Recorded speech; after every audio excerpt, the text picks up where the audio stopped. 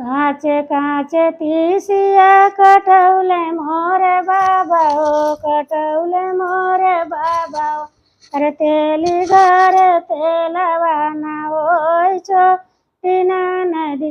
अरे तेली घर तेलवाना ओय छोटीना नदी। अरे तेलवा अपने माथे पर लगावली, अरे तेलवा अपने माथे पर लगावली। अरे बानल जुरवा गईले लटियाई छोटी ना नदी। अरे बानल जुरवा गईले लटियाई छोटी ना नदी।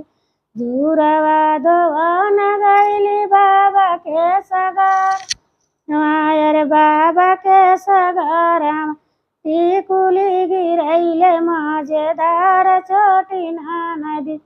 टिकुली गिरैले मजेदार छोटी ना नदी। घोड़ तोर लागिल लौरा देवा पाहो, अरे लौरा देवर वाहो। अरे सागरे में जाल डलवाव छोटी ना नदी। अरे सागरे में जाल डलवाव छोटी ना नदी।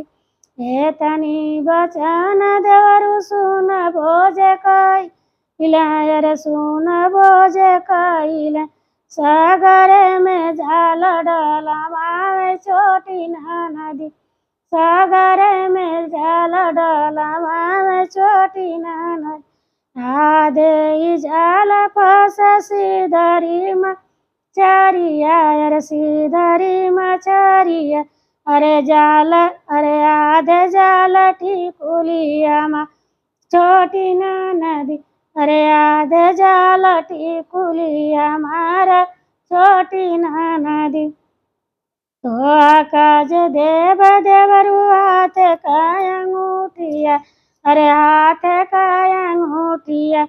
अरे तोरे बहुआ गले हार छोटी ना नदी।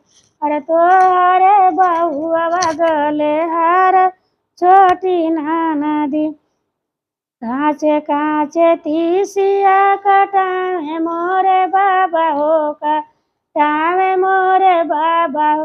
अरे तेली घर तेलवाना होय छोटी ना नदी। अरे तेली घर तेलवाना होय छोटी ना।